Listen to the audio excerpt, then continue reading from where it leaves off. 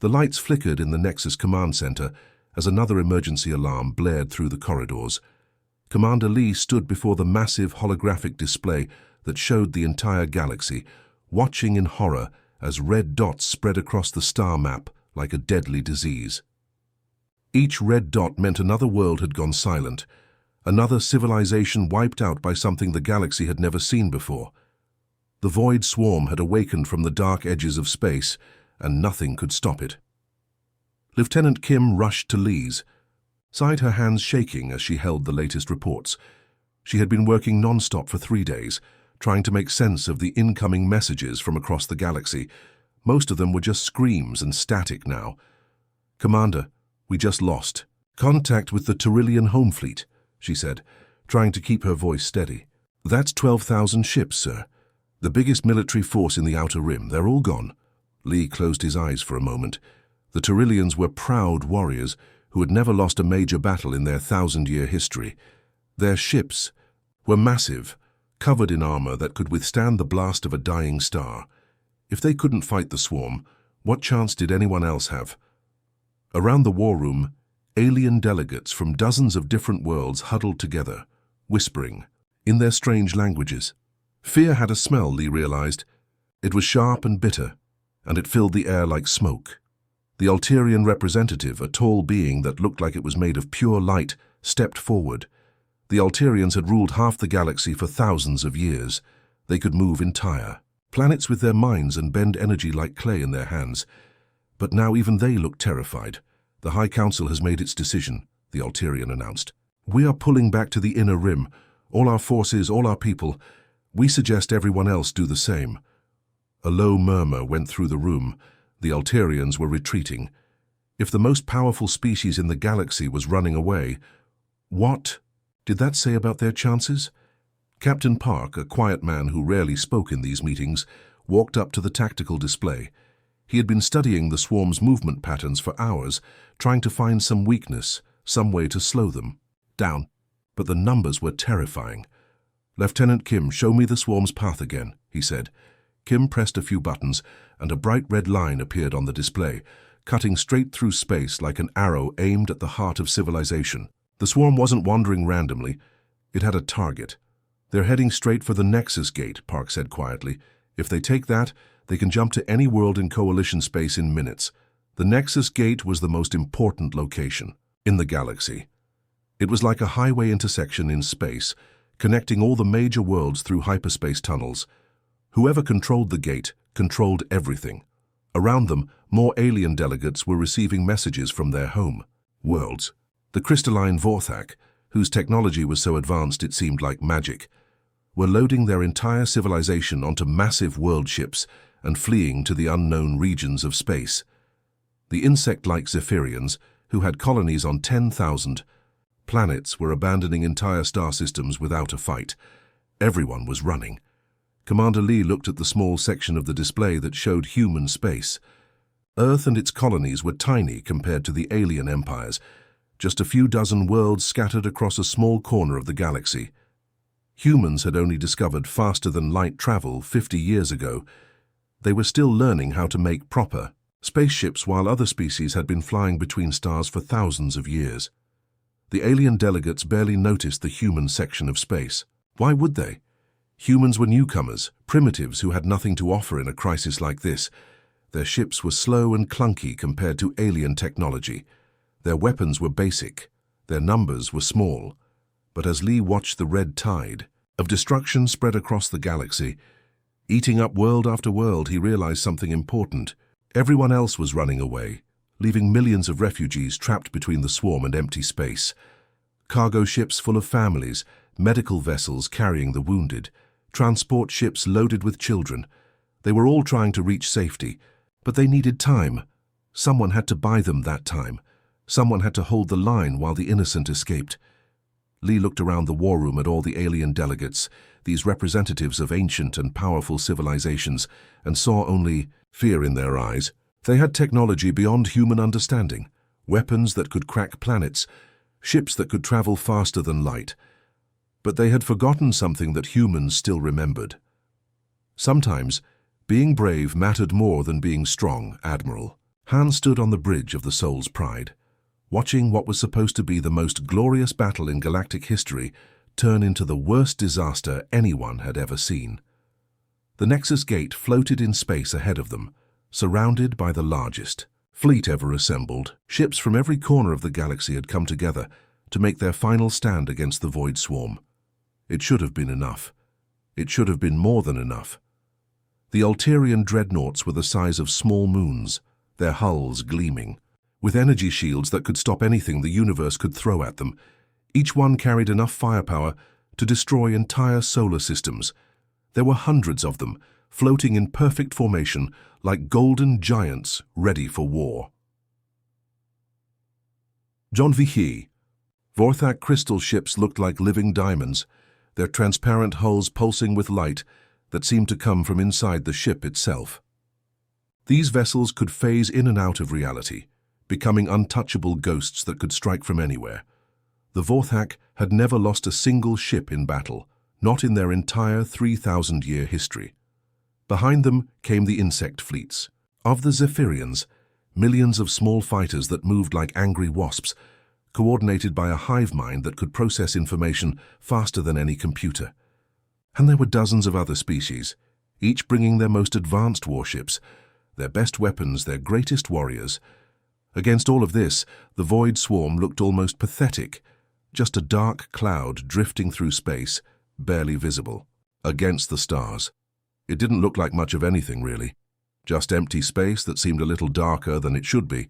Then the battle began, and everything changed. The first Alterian dreadnought to open fire simply vanished. 1 second it was there, its massive guns charging up with enough energy to burn through a planet's core. The next second, there was nothing but empty space where it had been.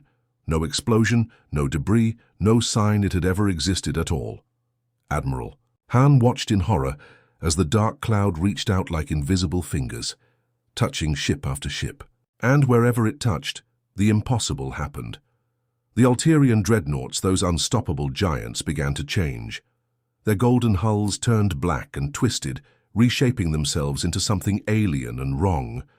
The ships were being absorbed, becoming part of the swarm, their crews consumed and their weapons turned against their former allies. The Vorthak crystal ships tried to phase out of reality, to escape into the dimensions between dimensions where nothing could follow them. But the swarm was already there, waiting.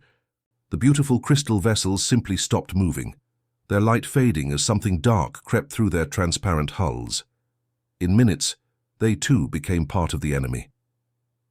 Communications Officer Yu was frantically trying to keep track of what was happening, but the reports coming in made no sense. Ships weren't being destroyed, they were being changed, converted, made into something else entirely. Admiral, the Zephyrian Hive Fleet just went dark, Yu reported, her voice cracking with stress. All 12 million fighters, they're attacking the Tyrillian survivors now. Han watched the tactical display as red dots spread across the screen like an infection. Every ship that the swarm touched became another weapon in its arsenal. The greatest fleet in galactic history was becoming the greatest threat the galaxy had ever faced. Captain Park, standing beside her, shook his head in disbelief. How is this possible? Those were Alterian dreadnoughts. Nothing can destroy an Alterian dreadnought. They weren't destroyed, Han said quietly, understanding finally dawning on her. They were recruited. The retreat began within an hour. The proud alien commanders who had spoken so confidently about victory were now screaming orders to fall back, to run, to get as far away from the Nexus Gate as possible. Ships that had traveled across the galaxy to make their stand were now racing away in panic, leaving behind their slower comrades to be consumed by the growing darkness. Yu looked up from her communications panel, tears streaming down her face. Admiral, all coalition forces are withdrawing. The battle is over. The Nexus Gate is lost. Han stared at the tactical display, watching as the last of the alien fleets disappeared into hyperspace, leaving behind only empty space and the spreading shadow of the swarm. But there was something else on the display, something that made her heart race with both fear and determination. Behind them, streaming through the inner hyperspace routes, were thousands of refugee ships. Cargo vessels packed with families, medical ships carrying the wounded, transport ships loaded with children who had never seen war before. They were all running from worlds that no longer existed, hoping to find safety in the inner systems. But they were slow, so terribly slow, and the swarm was fast. Han did the math in her head. The refugees needed at least 6 more hours to clear the danger zone. The swarm would reach them in 2. She looked around her bridge at the faces of her crew. These weren't the best soldiers in the galaxy. They weren't flying the most advanced ships or carrying the most powerful weapons. They were just humans. Ordinary people who had joined the Navy to see the stars and maybe make a difference. "Signal the fleet," she said quietly, her voice carrying across the bridge like a prayer. "All human vessels, maintain position." The bridge fell silent. Everyone understood what those words meant. Captain Choi's voice crackled over the communication system from his ship, the Busan runner. "Admiral, with all due respect, this is suicide. We have 37 ships. The swarm just absorbed thousands." Han looked out at the darkness approaching them, this thing that had consumed the greatest military force in galactic history, without breaking stride. She thought about her daughter back on Earth, probably doing homework right now, not knowing that her mother was about to die in the cold emptiness of space. "Maybe it is suicide, Captain," she replied, her voice steady despite the fear gnawing at her heart. "But it's our suicide, and someone needs to buy those evacuees more time." One by one, the human ships turned to face the approaching darkness. 37 vessels against a force that had just destroyed thousands. It should have been hopeless, but sometimes hope wasn't about winning. Sometimes it was just about refusing to run away. The Void Swarm had been alive for millions of years, drifting through the cold darkness between galaxies, consuming everything in its path. It had absorbed entire civilizations, learned from 1,000 different species, and understood the patterns that all intelligent life followed when faced with extinction. First came denial. Species would refuse to believe they were truly in danger, even as their outer worlds went silent one by one. Then came bargaining, desperate attempts to negotiate or find some compromise. After that, anger and violence, throwing everything they had at the swarm in futile displays of defiance. Finally, acceptance and retreat, as the survivors fled to save what little they could. It was always the same pattern. Logic demanded self-preservation above all else.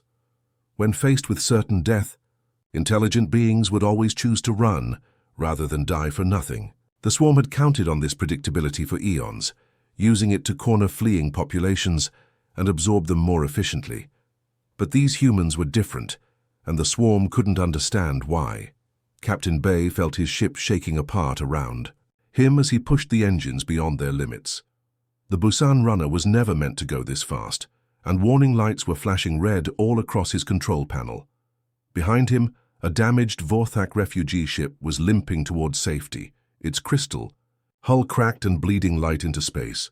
The ship was full of civilians, families who had escaped their homeworld just hours before the swarm consumed it. Ahead of him, a massive tendril of dark matter was reaching out from the swarm's main body, moving to intercept the refugee ship. The tendril moved like a living thing, writhing through space with purpose and intelligence. If it caught the Vortex ship, everyone aboard would be absorbed, their bodies and minds added to the swarm's collective consciousness. Bay made his choice without hesitation. He aimed his ship straight at the tendril and fired every engine at maximum power. "This is Captain Bay to all ships," he said into his radio, his voice calm despite the fact that he was about to die. "Tell my wife I love her. Tell her this meant something." The Busan runner slammed into the dark tendril at nearly the speed of light. The impact created a brief star in the darkness, bright enough to be seen from planets light years away. When the light faded, both the ship and the tendril were gone. Behind them, the Vorthak refugee ship continued on its path to safety, carrying 3,000 alien families who would never know the name of the human who had saved them. The swarm's collective consciousness paused, processing what had just happened. Captain Bay had gained nothing from his sacrifice. His death served no strategic purpose. By all logical calculations, he should have retreated with the other human ships, preserving his life for a future battle where victory might be possible. But he had chosen death instead, and the swarm couldn't understand why. Lieutenant Song was, having the same thoughts as her small destroyer, was surrounded by swarm drones. These weren't the massive ships that had been converted from other species. These were pure swarm creations, dark and twisted things that looked like they had been grown rather than built. They were faster than her ship, stronger than her weapons, and there were dozens of them closing in from all sides. Behind her, a group of wounded coalition ships was trying to reach the hyperspace jump point. These weren't even human vessels. They were Alterian medical frigates, carrying injured soldiers from a dozen different species. By all rights, Song should have been running too. Her duty was to her own species, to humanity's survival. Instead, she looked at her reactor controls and made the same choice that Captain Bay had made. "Reactor overload initiated," she announced to her crew of 12. 30 seconds to detonation. "Anyone who wants to say goodbye to someone, now's the time." Her crew didn't argue. They understood what was at stake. As the countdown reached 0, Song thought about her little brother back on Earth, probably playing in their parents' garden, not knowing that his sister was about to become a star. The explosion took out every swarm drone in a 3-kilometer radius, clearing a safe corridor for the medical ships to escape. Hundreds of wounded aliens lived because Lieutenant Song chose to die for them, even though she had never met them and they would never know her name. The swarm tried to process this information to find the logical pattern that explained such behavior, but there was no pattern. No algorithm could predict when humans would choose sacrifice over survival. On the bridge of Seoul's Pride, Admiral Han was coordinating what should have been an impossible rescue mission. Long-range sensors had detected an Alterian medical frigate that had been damaged in the earlier battle, drifting helplessly in space with its engines destroyed. The ship was full of wounded coalition soldiers, and the swarm was moving to absorb it. "All ships, this is Admiral Han," she broadcast to the remaining human fleet. "We're going in to cover the Alterian medical frigate. They've got wounded aboard, and they can't defend themselves." Captain O's voice came back immediately from his destroyer. "Admiral, we'll lose at least 3 ships on this run, maybe more. The swarm has that entire sector locked down." Han looked at the tactical display, seeing the dark mass of enemy forces between them and the medical ship. O was right. This was a suicide mission. They had no chance of getting everyone out alive. The logical choice was to let the medical ship be absorbed and preserve their remaining forces for a more winnable battle. "Then we lose 3 destroyers," Han replied without hesitation. "No one gets left behind. That's what makes us human." The swarm watched as the human ships charged into certain death to save aliens they had never met. It tried to calculate the strategic value of this action to understand what the humans hoped to gain. But there was no gain, no logical benefit to their sacrifice. For the first time in its million-year existence, the Void Swarm experienced something it had never felt before: confusion. These humans weren't following any pattern it could recognize. They weren't acting according to the self-preservation instincts that drove every other species in the galaxy. They were choosing to die for others, and the swarm couldn't compute. Why? As the human ships threw themselves against the darkness, buying time and lives with their own blood, the swarm's collective consciousness began to stutter. Error messages cascaded through its neural networks as it tried to predict what the humans would do next. But chaos theory had no algorithms and love had no equations. How could an ancient intelligence calculate the value of a species that chose death over abandoning their enemies? For the first time in eons, the Void Swarm hesitated. Captain Nam could taste blood in his mouth as another explosion rocked his ship. The bridge of the Daegu's Hope was filling with smoke, and he could hear the hiss of air escaping through cracks in the hull. Half his crew was dead, his weapons were failing, and his engines were running on fumes. But he kept his finger on the trigger, firing everything he had at the dark mass that surrounded them. Around him, what was left of the human fleet was fighting their last battle. They had started with 37 ships when Admiral Han made the decision to stay and fight. Now there were only 8 vessels left, scattered across space like broken toys, each one damaged and dying but still refusing to give up. The Seoul's Pride was missing its entire left wing, spinning slowly as Admiral Han tried to keep her guns pointed at the enemy. The Incheon Defender was venting plasma from a dozen holes in its hull, but Captain Yoon kept pushing forward, ramming swarm drones with what was left of his ship. The Gwangju Lightning had lost all power except for life support, drifting helplessly while its crew used handheld weapons to shoot at anything that came close. They should have been dead an hour ago. By all the laws of physics and warfare, 8 damaged human ships couldn't survive against a force that had consumed the greatest fleet in galactic history. But somehow they were still here, still fighting, still buying precious time for the refugee ships that were finally reaching safety in the inner systems. Nam wiped blood from his eyes and looked at his tactical display. The swarm had them completely surrounded now, a wall of darkness that stretched in every direction. There was nowhere to run even if they wanted to. This was it, the end of the line. Ensign Lim, the youngest member of his crew, was hunched over her communications console, trying to maintain contact with the other human ships. She was barely 20 years old, fresh out of the academy, and she should have been terrified. Instead, she was calm and focused, doing her job even as death closed in around them. "Captain," she called out suddenly, her voice filled with confusion. "I'm picking up a transmission. It's coming from outside the battle zone." Nam frowned. All the coalition forces had retreated hours ago, fleeing toward the inner systems as fast as their engines could carry them. "There shouldn't be anyone else out here except the humans and the swarm." "Put it through," he ordered. The hologram that appeared on his bridge made Nam's heart skip a beat. It was Fleet Admiral Zephan of the Ulterior High Council, the same proud alien leader who had announced the retreat and fled with his entire fleet. But now he was back, his golden form shimmering with energy, and there was something in his alien features that Nam had never seen before. "Human vessels," Zephan's voice echoed across the bridge. "This is Fleet Admiral Zephan. My forces are returning to assist you." Nam stared at the hologram in shock. The Ulterians were coming back? That was impossible. They had run away with everyone else, abandoning the battle when victory seemed hopeless. Why would they return now when the situation was even worse? But even as he wondered, his sensors began picking up new contacts, massive shapes dropping out of hyperspace, golden dreadnoughts that gleamed like tiny suns against the darkness.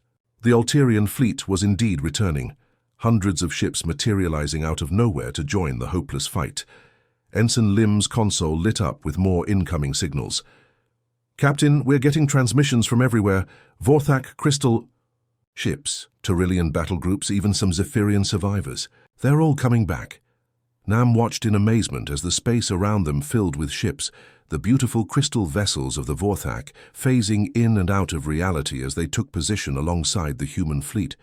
Taurillian warships, scarred and damaged from their earlier battles, emerging from the asteroid fields where they had been hiding.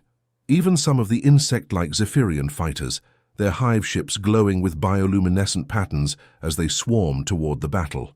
These were species that had never worked together before, alien races that had been enemies for thousands of years. Some of them had never even acknowledged that humans existed, treating Earth's people like primitive children who didn't belong in galactic politics. But now they were here, flying alongside the 8 remaining human ships, ready to die for people they barely knew. Admiral Han's voice crackled over the communications network from the bridge of Soul's Pride. "Admiral Zephan, why? Why are you coming back? Your people are safe. You could have stayed in the inner systems." The Ulterior Admiral was quiet for a moment, and when he spoke, his voice carried something that hadn't been there before, something that sounded almost human. "Because you showed us something we had forgotten," Zephan said simply. "You showed us that some things are worth more than survival. When we ran, you stayed. When we chose safety, you chose sacrifice. You held the line when no one else would." More voices joined in from the other returning ships. A Vorthak captain, whose crystalline form pulsed with inner light. "You fought for our medical ships when you could have saved yourselves." A gruff Taurillian commander. "You died for refugees you had never met." Even a Zephyrian hive speaker, its insectoid voice clicking with emotion. "You reminded us what it means to be more than just survivors." Captain Nam felt tears running down his face as he listened to these aliens, these ancient and proud species, explaining why they had chosen to come back and fight an impossible battle. They weren't here because they thought they could win. They were here because the humans had shown them something they thought they had lost forever. They were here because of hope. The swarm's collective consciousness was in chaos. For millions of years, it had understood the patterns of intelligent life. Species fought until defeat was certain, then they ran to preserve themselves. They didn't return from safety to fight hopeless battles. They didn't sacrifice everything for others. But now, as hundreds of ships formed up around the dying human fleet, the swarm's ancient mind began to break down. Error messages cascaded through its neural networks as it tried to process what was happening. This behavior had no precedent in its vast memory banks. Species didn't come back from safety to die for strangers. They didn't choose certain death over comfortable survival. They didn't form alliances with enemies to fight impossible battles. But as the reformed coalition fleet began its counterattack, led by 8 battered human ships that refused to surrender, the swarm discovered something it had never encountered. In its million-year existence, it discovered that sometimes the impossible becomes possible when people choose to stand together instead of running away alone. And for the first time since it had awakened from the darkness between galaxies, the Void Swarm began to feel something it had never experienced before. It began to feel afraid. The final battle began at dawn, though there was no sun in the cold emptiness of space to mark the time. Captain Sio stood on the bridge of his destroyer, the Ulsan Brave, watching as the most impossible fleet in galactic history formed up around him. Human ships flew wing to wing with Alterian dreadnoughts that dwarfed them like mountains beside pebbles. Vorthak crystal vessels, their transparent hulls gleaming like diamonds, moved in perfect formation with battered Taurillian warships that had seen 100 battles. This wasn't supposed to be possible. These species had been enemies for thousands of years. The Alterians had always looked down on younger races as primitive children. The Vorthak had considered themselves too evolved to fight alongside lesser beings. The Taurillians were proud warriors who trusted no one but themselves. But something had changed.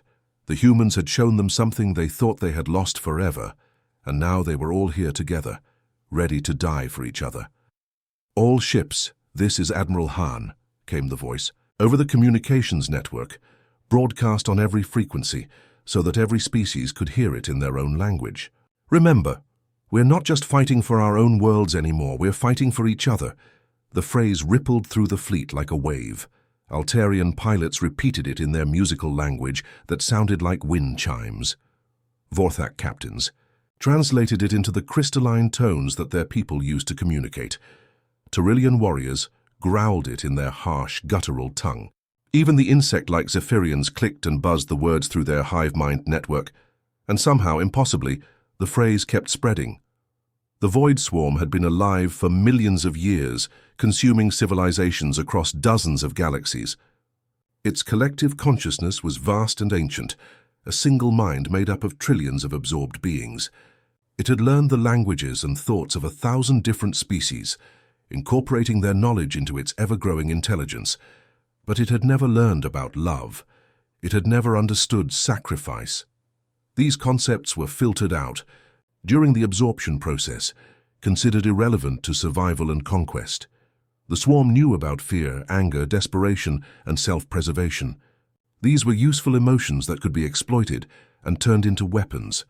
What it didn't know was that some things were stronger than fear. As the combined fleet charged toward the swarm's main body, something unprecedented began to happen.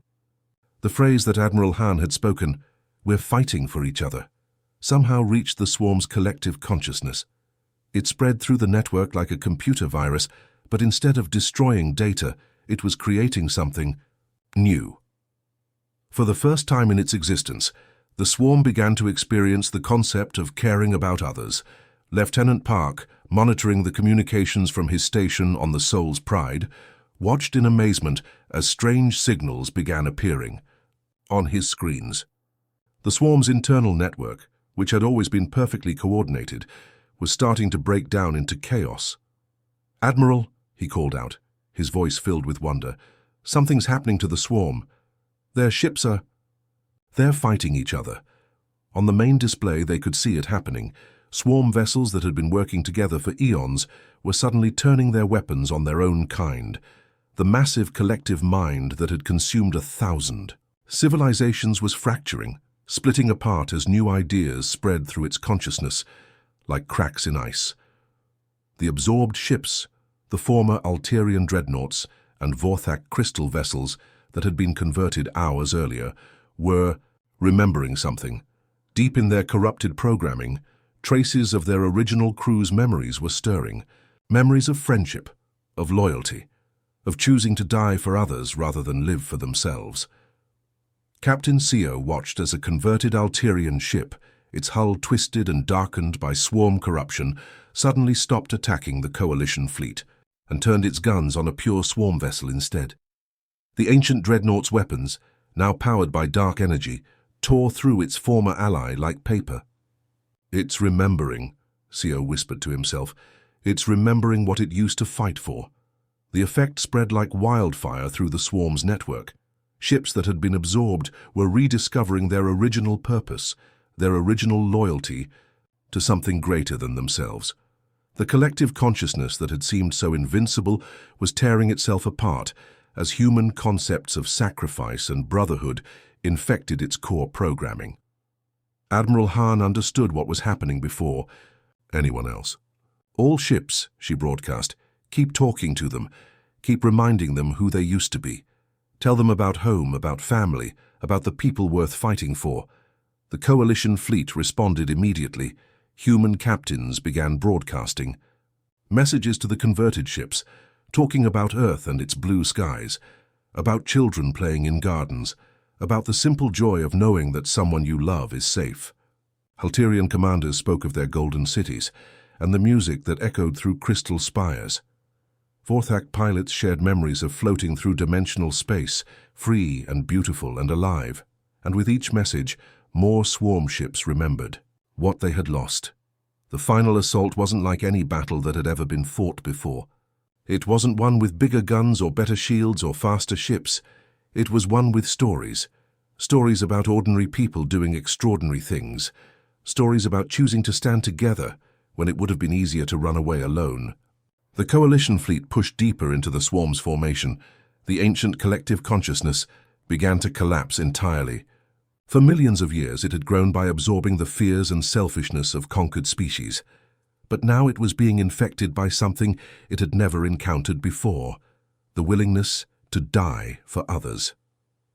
The core of the swarm, the original intelligence that had started its journey between the galaxies eons ago, found itself experiencing emotions it had no words for: love, hope, the desire to protect rather than consume. These feelings were so alien to its nature that they rewrote its fundamental programming. In the end, the Void Swarm didn't die. It transformed.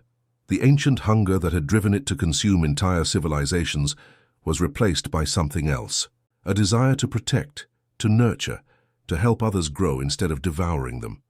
Lieutenant Kim, monitoring the situation from the Soul's Pride, watched in wonder as the dark mass that had terrified the galaxy began to change. The twisted, corrupted ships were reshaping themselves again, but this time they were becoming something beautiful. The absorbed vessels were returning to their original forms, their crews somehow restored from the swarm's collective memory. "Admiral," she reported, her voice filled with awe, "the swarm it's giving them back. All the ships it absorbed, all the people it consumed, they're coming back." Admiral Han smiled as she watched thousands of vessels emerge from the dark cloud, their hulls gleaming with renewed life. The greatest fleet in galactic history had been restored, but more than that, it had been united. Species that had been enemies for millennia were now flying together as one family, bound by the human idea that some things were worth more than survival. The galaxy had been saved not by the strongest or the smartest, but by the species that refused to let go of each other's hands, even in the darkness. And in saving the galaxy, humanity had given it something even more precious than safety. They had given it hope. The Void Swarm, ancient and terrible, had learned its final lesson. Some things were indeed worth dying for, and sometimes when you're willing to die for others, you discover what it truly means to be alive.